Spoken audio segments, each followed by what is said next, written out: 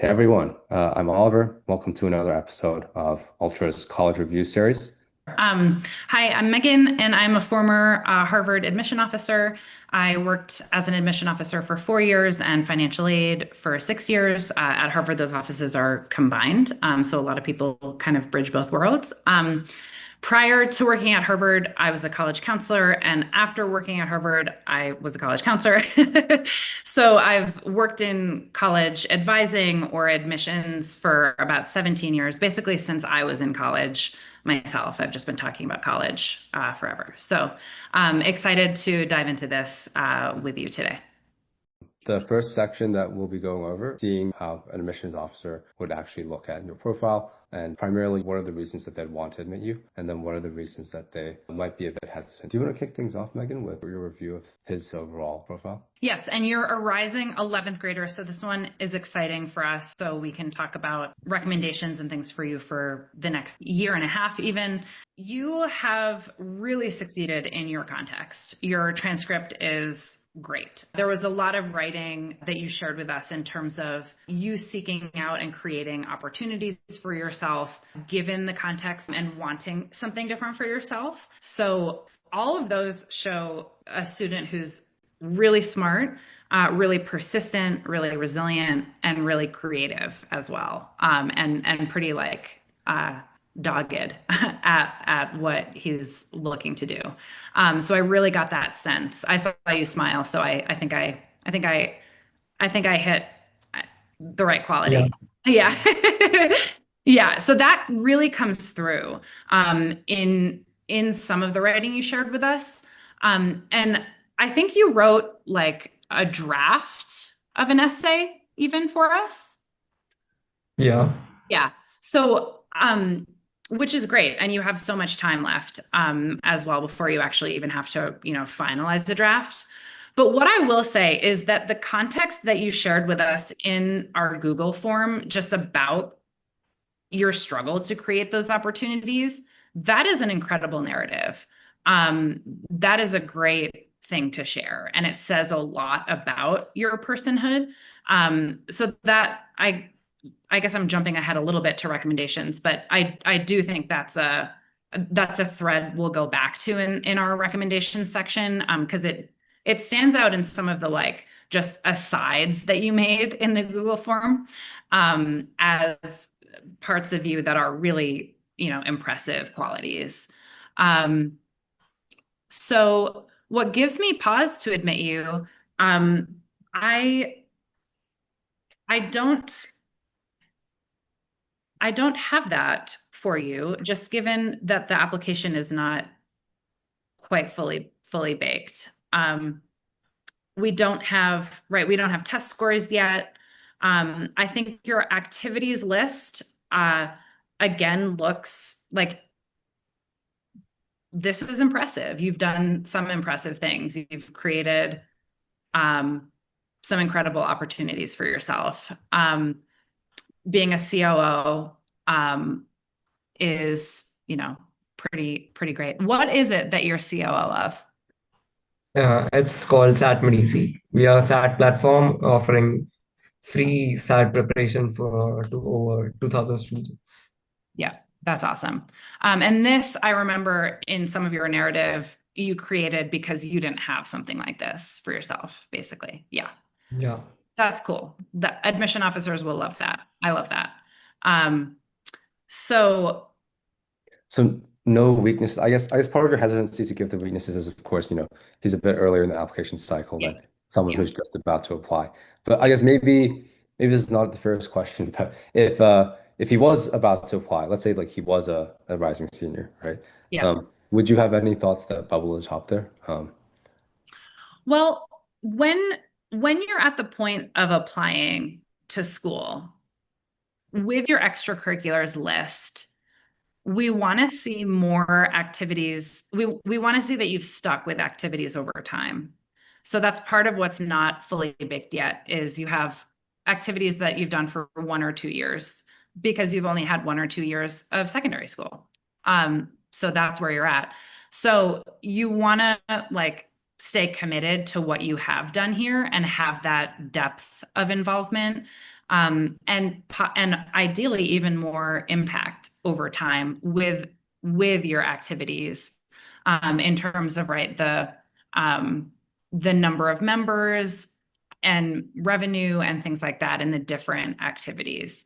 So that's a big focal point for you, for your next 2 years, is continuing with what you've started, deepening, staying committed, and potentially expanding, potentially adding, to your activities list.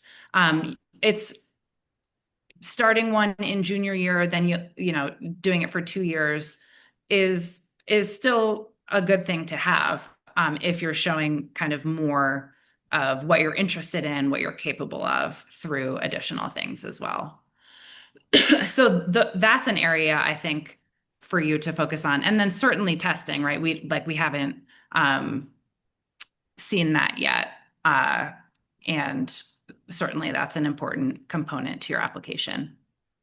Yeah, I guess maybe on some of these activities in particular, as you know, having more years and consistency is important. But maybe in terms of the specific, metrics or accomplishments within the activities, what do you think would make them stand out a bit more? Is maybe we can pick out a few here, starting with the SAT made easy. Yeah. Yeah. So with SAT made easy, like, I think a metric that could be great to add here, or to expand, is what has the impact been, in terms of, like, how are you reaching students? Where are the students that you're reaching? And I don't know if you know this or have a way to capture it, but how much is it impacting how they're succeeding on the exam? Yeah, yeah, I would definitely agree with that. I think one of the hardest things in education, as I guess a tech founder, is like, reaching people is really easy. Like you could like reach a lot of people, and I do see a lot of students who put those numbers on their resume and such, as like, oh, I reached X number of people, and it sounds good because they can put a really big number on there, but admissions officers being in education themselves kind of know that like what's really hard is lasting change in someone. Um, and so if there's some way to quantify that, it could be something as simple as like average score change. Um, or like, you could, I mean, I'm curious what you think of this, Megan, but, linking out to like happy testimonials of customers, in the additional information section. Do you think that that make a I difference think or? that's a great idea. That's a wonderful idea. Um, and I think that's a great one. And it's like, the metrics are easy for readers to digest quickly. So those hit first and hardest. And then clicking a link to go is also great. And they have to be hooked in order to go there and look. So I think having both is ideal. I am like really genuinely curious, like, do you track score change? I mean, we do certainly, but it's not like we have a track of the scores of every student. Yeah. But like we have a metric, like we have helped two students up till now to reach the score of 1600, and it's more than 20 plus students who have like 50 plus score. So I remember that as of now, but I'm not sure about the more specific details. Yeah. Yeah. Yeah. Do you see a way to add a system in to capture that for some percentage of your users? Yeah, so basically we have a certain percentage of active users, and they usually like are in touch with the tutors we have in the community. So like we just have been encouraging them to like share their scores regularly. It's a bit passive, but if we have like an active way for them to share their scores, so I think that would capture the metrics. Yep. Cool. You guys have a whole Discord server around this, right? So I Mhm. think even if like, very manual method of like pinging people to be like, hey, fill out this form, right? Um, uh, I mean, yeah, there's perhaps more efficient ways than that, but at a minimum, there's that method, right? Yeah. Um, and probably good data just for the community to have like outside of your application too. So And it I guess doesn't have to be like, like top tier academic research type data, like getting, across some percentage of students, this was the data is great. yeah, I mean a lot of academic education research is that flimsy. But yeah, so I guess maybe there's a few other really interesting activities in here that maybe you want to get your deeper dive on. So there's the media ambassador at Startup Vietnam. Yeah, I guess uh, I think this is one of those roles where it's like it probably encompasses a lot more than what you have space to write on the application in terms of like, hey, actually, what is this organization? But I guess maybe before hearing your thoughts on it, Adi, Megan, as when you read that, like, what did you think? And yeah. Yeah. When I read this, I'm thinking to myself, how did he get involved with Startup Vietnam Foundation? Like, how did this even come about? And uh, and I guess what specifically was your interest in it, and role? So basically, I mean, I understand that it's pretty random that a student from India is connected to Startup Vietnam. So basically, one of my close friends is associated with Startup Vietnam Foundation, and I'm also really interested into entrepreneurship and startups. So that's how I got involved into entrepreneurship, and I had contacts with people in Startup Vietnam Foundation.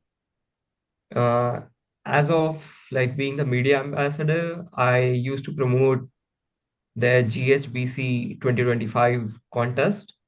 It was like it had an applicant pool of, I guess, 200 plus students, like 200 plus teams. Each team had like 1 to 4 students, and I used to promote the competition in general, and I had like around 5 to 7 registrations of teams done on my behalf 5 to 7 registrations of what?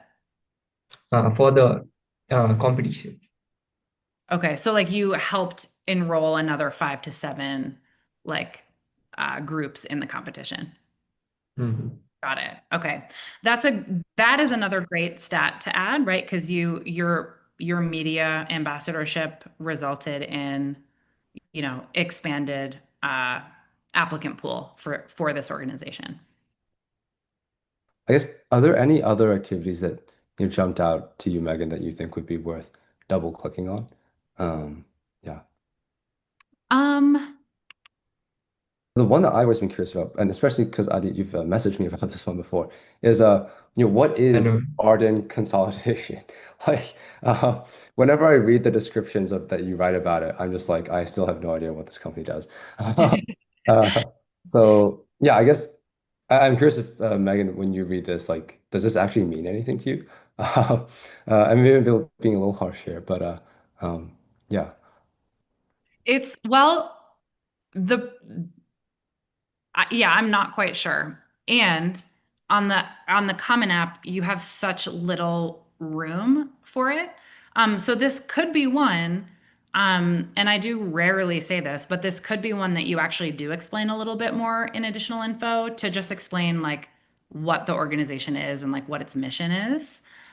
Which I realize you probably haven't even looked at a common application yet, but there's a section called additional information where you can share a bit more that you weren't able to fit on the activities list or somewhere else. And this might be one for consideration for that down the line.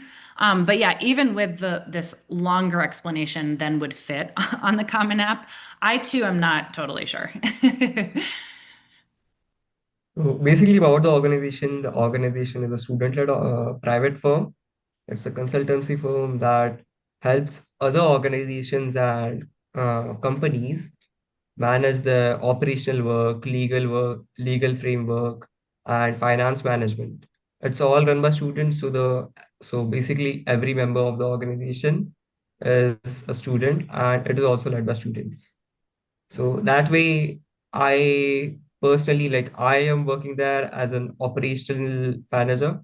I lead a team of 4 members and the operational department, and we handle operations for other companies and institutions. Cool. Cool. So down the line, when you are doing the Common App, like um, it's more important to share on the activities list what you have done than what the organization is. So that's why I say for additional info, put what the organization is.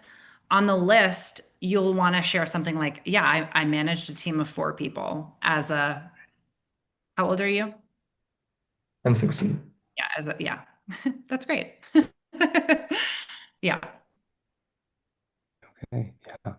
Um, so I guess if there's nothing else to particularly double click on in the profile here, I mean, there's obviously a range of impressive awards as well here. Maybe we should dive into the narrative part of the episode. So, Adit, for your context, the narrative part of the episode is where we talk about, hey, how much you consider framing your application and the story behind your application in order to best increase your chances. So, application readers are humans. Humans love a good story and can be emotionally swayed. And so a good story versus a bad story can completely make or break an application. And it's important to think about this early. Yeah, maybe turn it over to you. When you were looking at this profile, were there any specific stories that you thought could be spun out from it? Or how did you read the Adi's application overall, and what kind of story was already there? Yeah. So I nodded to this a bit earlier, just like right off the bat, because it really did jump out at me. But it was in some like, is there anything else you'd like to share with us? Section where you wrote like, my first school was a tier 3 school in India. I got this scholarship that was extremely competitive, and basically weren't able to go, correct? Yeah. Yeah.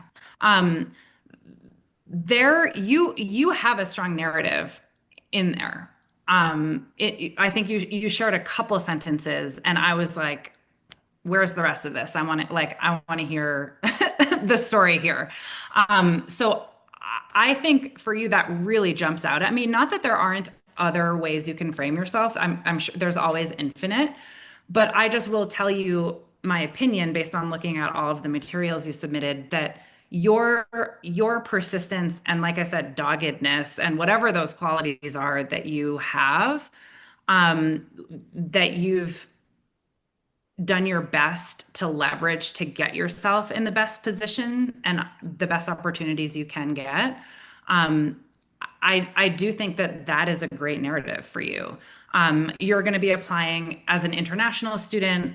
Those qualities are great to have as an international student, right? Where you have a huge transition potentially to on campus, and you're in a completely new environment. It's like that narrative affirms to the admission officer that you're going to be just fine, that you will navigate new circumstances, new environment, like that you'll figure it out. You're like that's what I got from that is like you're a guy that figures it out.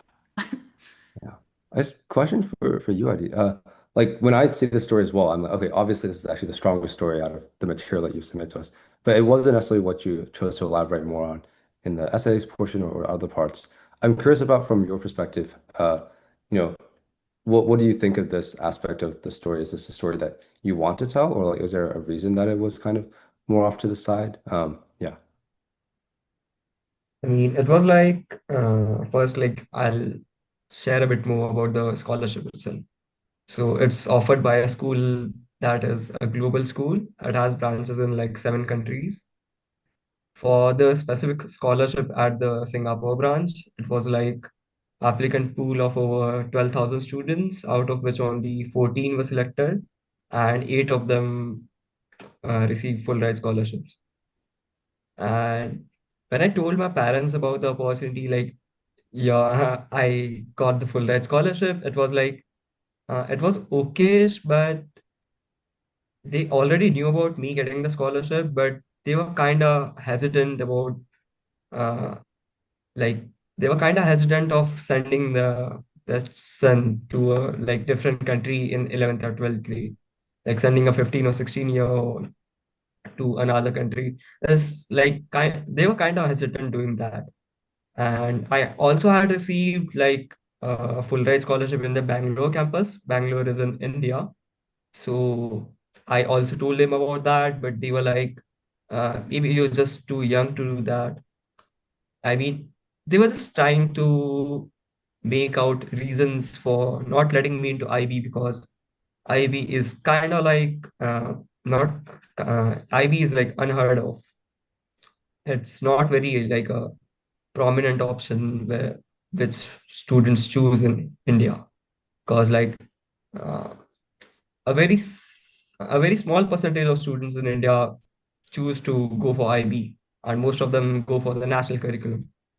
So Yeah. they were kind of hesitant about that, and they were also hesitant like, why is a student getting $120,000 worth of scholarship for like 2 years, and why is the organization even doing that? So they were like sus about the organization itself.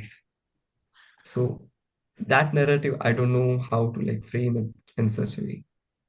Yeah. For me, I don't know that you have to tell like the story of that, but it is the qualities that you have that is the story for me. Like of finding these incredible opportunities for yourself. Like those application statistics are completely impossible. um, so for me, it's more like what is the content that can hold the story of your doggedness and persistence and desire for like whatever it is, however it is that you would um, put into words what you desire for yourself. I'm sorry, can you repeat the question again?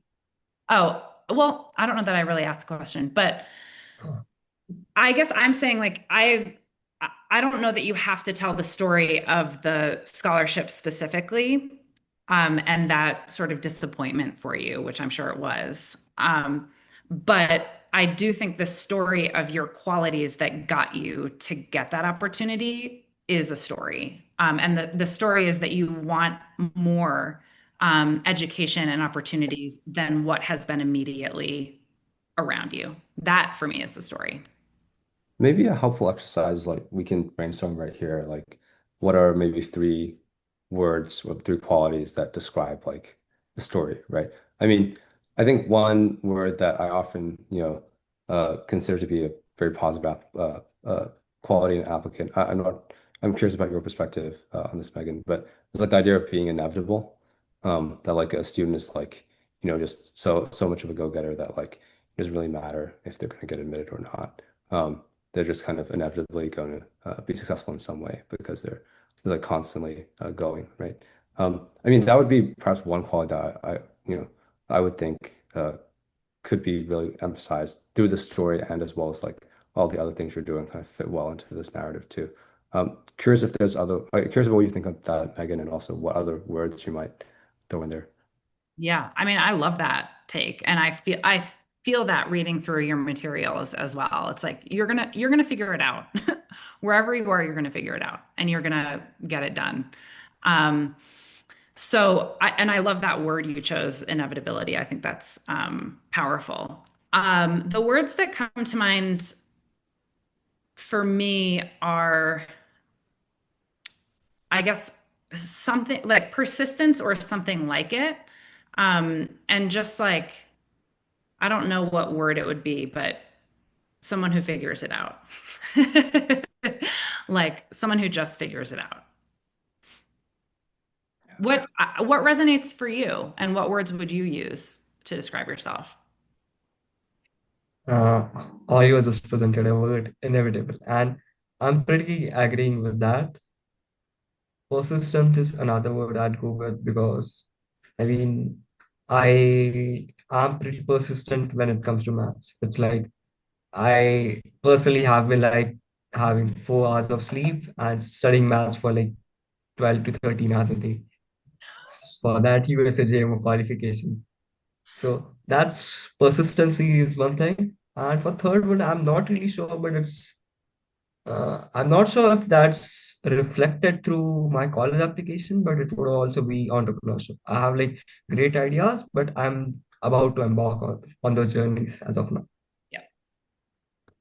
Yeah.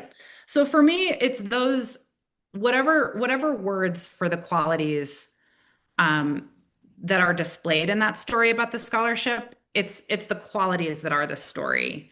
Um, the way you tell that story could be the scholarship story or not. And that one could be tough because then it's tough to write about a disappointment and still make it a really powerful essay.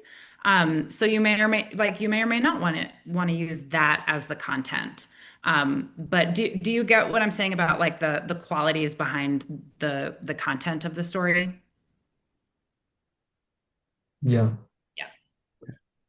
Yeah, we should probably get going on to the last section now. I mean, one quick note before that, please get some sleep. I I think, yeah, I know, think right? I think generally the 4 hours of sleep thing is like not as productive as most people might think. I know that there's some people with like that gene, right, where like they don't have to sleep as much. So I don't know, maybe, but it's unlikely to be you just on a statistical basis. But yeah, I think you'll find that maybe you're more productive after you get some good sleep. It was just part of my life. I was like, now I'm getting enough sleep. It was just the usual competition period of the year Okay, for yeah. that part. Yeah, short sprints. So I guess getting to the last part, I guess we've already kind of talked over a lot of more specific recommendations. So maybe we can jump to, you know, I guess, it's a year out. Projecting, what do you think what do you think are the things that Adi should do in this year, like the main key things? And by the time he applies, what do you think would be likely to be the schools that he should be looking at?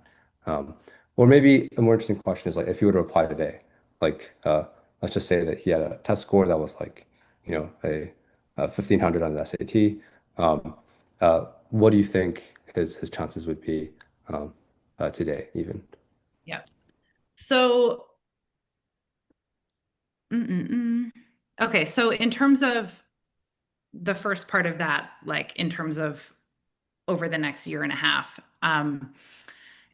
improving the application, which will be improved by virtue of you continuing to do what you've been doing, right? And over time, increasing the impact in what you've already created and what you're already doing, getting that strong test score, keeping your grades as they have been.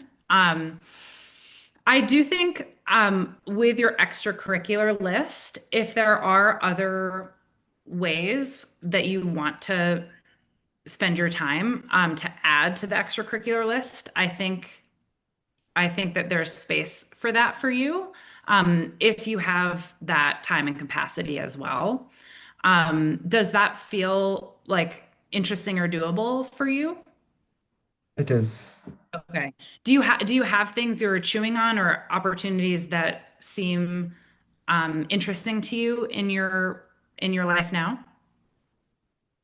So I am considering like research as of now Okay. because I don't really have participated in that type of stuff. I'm also considering spending time into entrepreneurship and more of Spending time math with, clubs, what was that? entrepreneurship, and I'm Oh, also considering doing math clubs.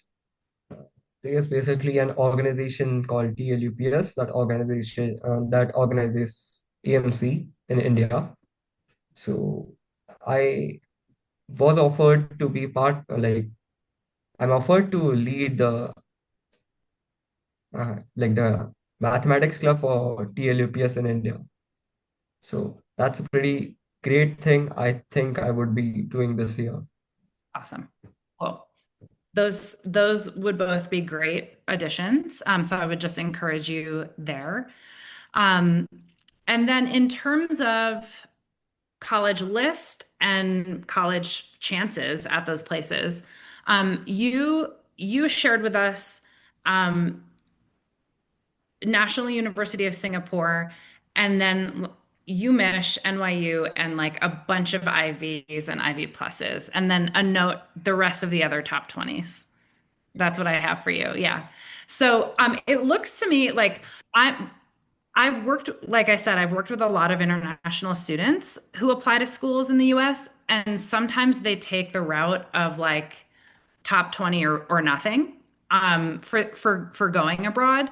Is like what is your goal in terms of where you want to be studying? And is that accurate for you and how you're thinking about it?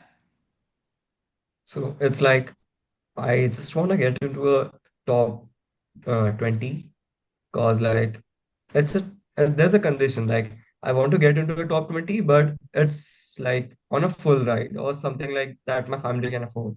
Because as an international student from a middle class background, I don't think I can afford like hundreds of thousands of dollars for the tuition fees.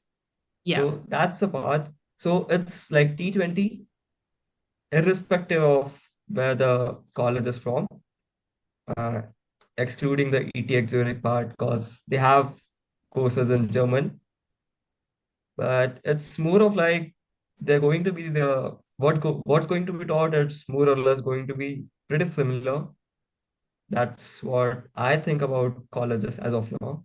So that's why I'm thinking even though I haven't explored all the scholarship opportunities at T20s, but I'm still thinking of T20s with full ride scholarship. got it. So, okay, and you are applying for financial aid. Okay. Okay, great. Um, so I think with of the list that you shared with us, UMich and NYU are going to be the most accessible for you. The rest are, I sound like a broken record a little bit today, but the rest are reaches for everyone. They're really, really hard to get into. And does that like that doesn't mean you don't have a shot at them, but they are really, really tough. Um, I would, I want to advise you, I feel compelled to advise you to look at, or I guess maybe I should ask you, like, have you looked at smaller liberal arts colleges in the US for your list at all? It's more of like if if I'm like going for smaller liberal arts colleges in US, maybe I'd just rather go for Ashoka University in India, or Okay. we even have an institute called BITS Pilani. It's in India, and it's comparable to like the IITs if you have heard of them. Yep. So it's comparable to those universities. So I Okay. think it's a pretty great option if I don't get into a very nice colleges. Yep. But I also have another question, like what do you think about Cornell University? Because Cornell has a full ride scholarship for the Indians under the Ratan Tata scholarship. So I what do you mean, think are my chances? Cornell's amazing, of course. And it is of the Ivies, it is going to be one of the more, one of, I don't want to say more admissible because it's Cornell, but it's going to be one with higher likelihood of the Ivies for sure. So if you want to like really go for it with them and apply early, that would increase likelihood even more with them. Yeah. Uh, And it sounds like with a liberal arts thing, you really want the highly technical curriculum, is my assumption. Yeah, fair. yes. Very fair. Yeah. Well, yeah. So after this live review, we'll kind of combine all the notes from the pre-review that we did before the session, all the things that we talked about, and we'll combine that all up into basically the specific evaluation of, hey, this is where you're at, all the different pieces of advice that we talked about here, and then also like additional advice, because this is kind of just a starting point of like an evaluation of where you're at. And with that, there's a whole bunch of different scenarios and things that you could do that will all compress all into a timeline for you. And so you should expect to receive that in your inbox soon. Um, and so, yeah, it was great having you on, Adit. Same here. Really Nice nice to to, meet both of you. yeah, best of luck to you. Thank you.